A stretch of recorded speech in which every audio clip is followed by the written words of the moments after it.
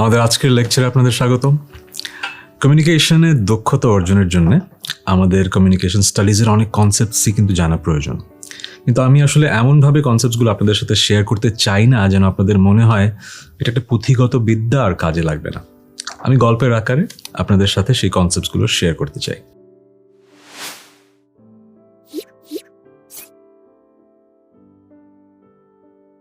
আজকে যে কনসেপ্টস নিয়ে আমি কথা বলবো সেটা হচ্ছে ক্লাসিফিকেশন অফ কমিউনিকেশন, কমিউনিকেশনের রকম ফের। কমিউনিকেশনের অনেক ধরনের ক্লাসিফিকেশন হয়, আমি সবগুলো আসলে আলোকপাত করব না। আমি ইন্টারেস্টিং দুটো ক্লাসিফিকেশন নিয়ে আজকের লেকচারে কথা বলবো। প্রথমটা হচ্ছে একটা কমিউনিকেশন কতটা ফর্মাল অথবা কতটা ক্যাজুয়াল, এর উপর ভিত্তি করে কমিউনিকেশনকে আমরা ভাগ করতে পারি দুটো ভাগে, ফর্মাল কমিউনিকেশন আর informal communication.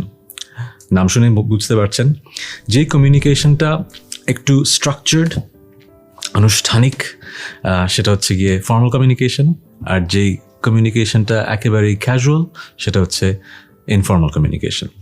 Formal communication usually office environment, business এনভায়রনমেন্টে ইউজ করা হয়, আর পারিবারিক জীবনে সোশ্যাল গ্যাদারিংয়ে আমরা যে কমিউনিকেশনটা ইউজ করি সেটা হচ্ছে ইনফর্মাল কমিউনিকেশন।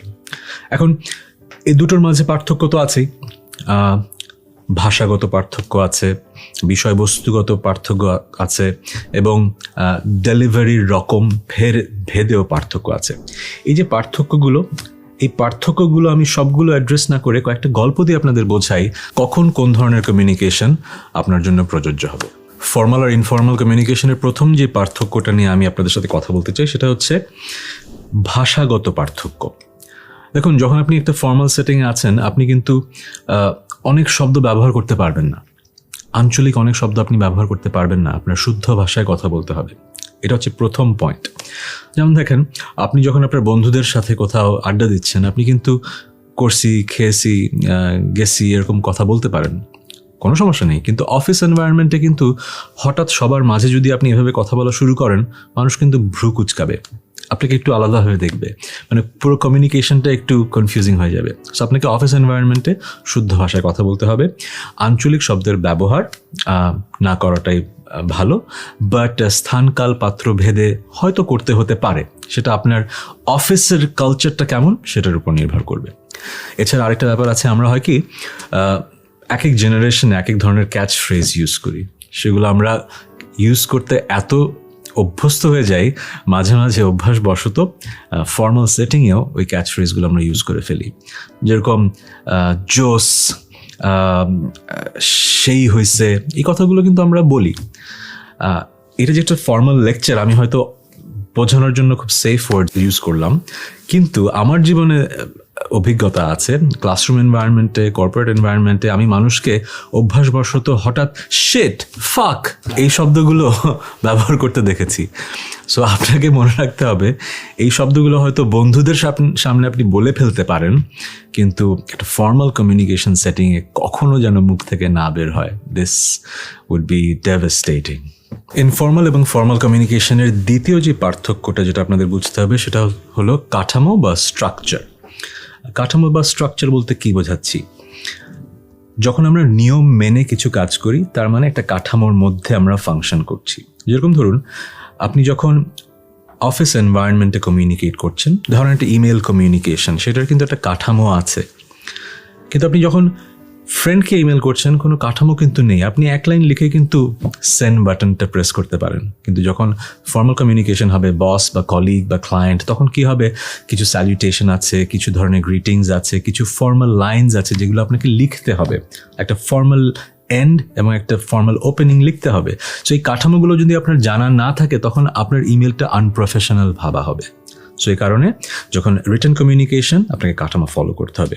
শুধু যে রিটেন কমিউনিকেশন তা কিন্তু না, ধরুন আপনাকে একটা মিটিং কল করতে হবে, আপনাকে ফার্স্ট ইনভাইটেশন পাঠাতে হবে, কারা কারা অ্যাটেন্ড করবে, কে মিটিংটা চেয়ার করবে সেটা বলে দিতে হবে, মিটিংয়ের এজেন্ডা আগে থেকে লেখা থাকতে হবে, সেটা শেয়ার করতে হবে, এবং কে মিটিং মিনিটস লিখবেন সেটা আপনার কমিউনিকেট করে জানাতে হবে। সো এই যে পুরো ব্যাপারটা একটা কিন্তু স্ট্রাকচারের মধ্যে পড়ে যাচ্ছে। কিন্তু বন্ধুদের সাথে যখন আড্ডা হয় তখন কি আসলে এরকম আমরা প্ল্যান করি আজকে এই আড্ডাটা ও চেয়ার করবে, আড্ডার বিষয়বস্তু ও লিখবে, এরকম তো হয় না। সো আড্ডা আমরা জাস্ট এনজয় করি একটা ইনফর্মাল স্ট্রাকচারে। সো যেখানে কাঠামো নেই সেটাই ইনফর্মাল, যেখানে কাঠামো আছে সেটাই ফর্মাল। কিন্তু এটা বলে রাখা ভালো, অনেক সময় ইনফর্মাল কমিউনিকেশন স্ফিয়ারেও মাঝে মাঝে চিন্তা করতে হয় যে কিছুটা কাঠামো আনা জরুরি। কীরকম? ধরুন আপনার একজনের সাথে নতুন পরিচয় হয়েছে, আপনি তার সাথে যেভাবে যতক্ষণ ধরে আড্ডা দেবেন, যেসব বিষয়ে কথা বলবেন, আপনার স্কুল ফ্রেন্ডের সাথে কি একইভাবে কথা বলবেন, আড্ডা দেবেন? নিশ্চয়ই না। সো প্রথম যার সাথে মিট করছেন তাকে জানার জন্য, চেনার জন্য কিছু ফর্মাল স্ট্রাকচারে কথাবার্তা বলা যায়, কিন্তু যাকে অনেকদিন ধরে চিনি তার সাথে অন্য বিষয়ে কথা বলা যায়। যেরকম একটা রিয়েল লাইফ এক্সাম্পল দিই, আমাদের দেশে যেটা খুব বেশি হয়, ভাই আপনার স্যালারি কত, এরকম কোয়েশ্চেন কিন্তু অনেককে করতে শোনা যায়। কিন্তু একজন রিসেন্টলি পরিচয় হয়েছে এরকম মানুষকে আসলে এরকম কোয়েশ্চেন করা যায়? এটা শিষ্টাচার বহির্ভূত। কিন্তু আপনি আপনার স্কুল ফ্রেন্ডকে কিন্তু জিজ্ঞেস করতেই পারেন, এই দোস্ত তোর স্যালারি কত রে, করা যায় কিন্তু। সো সবসময় মনে রাখবেন, কাঠামো থাকবে, আবার কাঠামো হয়তো থাকবে না। এই পুরো ব্যাপারটাই ডিপেন্ড করবে স্থান, কাল, পাত্র ভেদে।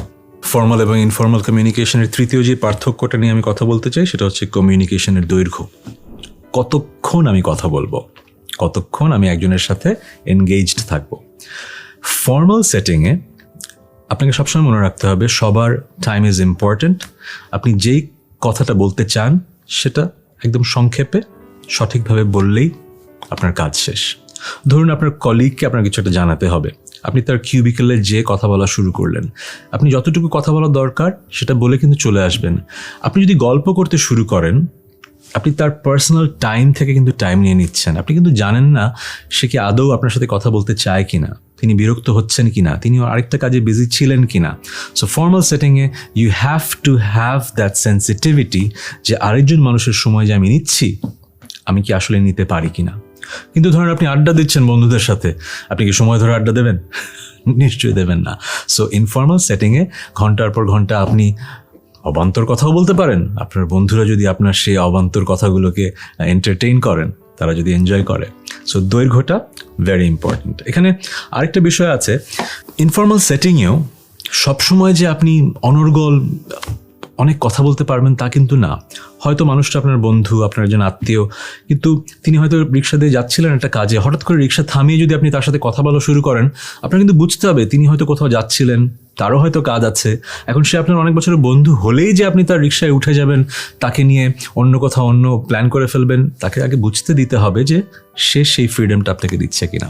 সো আবারও একটা কথা বলি, আমাদের সবসময় মনে রাখতে হবে কমিউনিকেশনটা যদি ইফেক্টিভ করতে হয় তাহলে স্থান, কাল, পাত্র ভেবে আমাকে ডিসিশন নিতে হবে কোনটা আমার জন্য ঠিক, এবং যেই মানুষটার সাথে আমি কমিউনিকেট করছি সে সেটাকে ঠিক ভাবছেন কিনা। ফর্মাল এবং ইনফর্মাল কমিউনিকেশন নিশ্চয়ই আমরা বুঝতে পেরেছি। এবার আসুন আরেকটা ক্লাসিফিকেশনে যাই। এই ক্লাসিফিকেশনটা ইজ বেসিক্যালি আমরা যখন কমিউনিকেশন করব কতটা সরাসরি আমরা কথা বলবো এর উপর ভিত্তি করে হয়। যদি আমরা সরাসরি কোনো কথা বলি, direct communication, easy to understand. আর যদি একটু ঘুরিয়ে কথা বলি, সরাসরি না বলি, ইনডিরেক্ট কমিউনিকেশন। এখন আপনি বলতে পারেন যে এতদিন যে আমরা যা শিখলাম মনে হয়েছে সবসময় ডিরেক্ট কমিউনিকেশন হওয়া উচিত, কিন্তু না, কিছু সময় আপনাকে বুঝতে হবে যে কমিউনিকেশনটা আজকে ইনডিরেক্ট হলে সবার জন্য ভালো, আমার জন্য ভালো, যার সাথে কমিউনিকেট করছি তার জন্য ভালো। কিছু এক্সাম্পল দেই।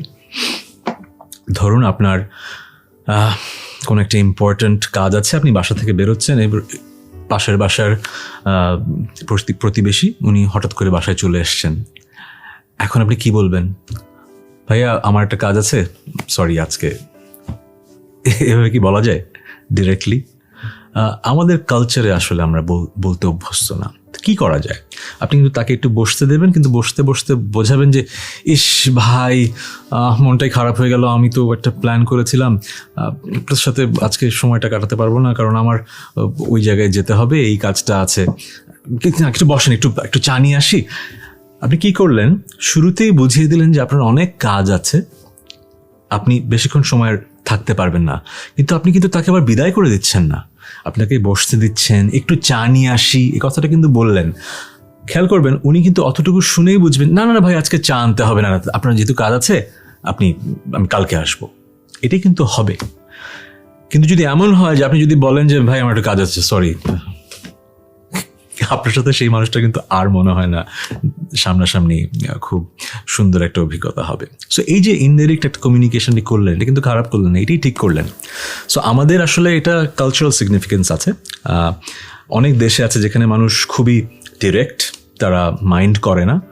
আবার অনেক দেশে আছে ডিরেক্ট হওয়াটা রুড, অভদ্রতার পর্যায়ে পড়ে।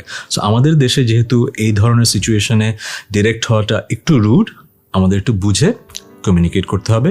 হয়তো ইনডাইরেক্ট কমিউনিকেশনটাই এখানে শ্রেয়। এটা তো ছিল ব্যক্তিগত জীবন থেকে একটা অভিজ্ঞতা। প্রফেশনাল ওয়ার্ল্ডে কি হয়?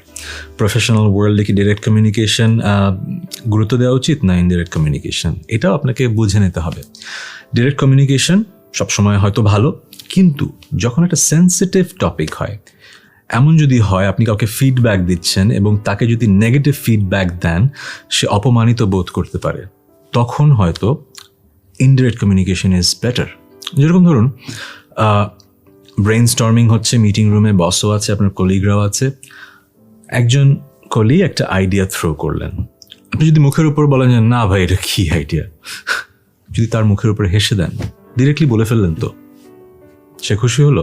খুশি তো হলোই না, you have just made an enemy inside the office and you don't want that.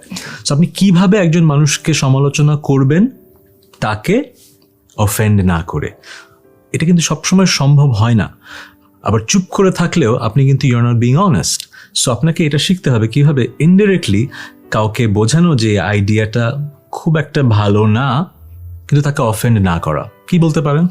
আপনি বলতে পারেন যে দ্যাট ওয়ার্কস, কিন্তু আমার মনে হয় যে এই আইডিয়ার রিলেটেড এরকম আইডিয়া ইজ বেটার, এটা বলতে পারেন। অথবা বলতে পারেন যে দিস ওয়ার্কস বাট ভাই your brilliant, you can come up with a better solution.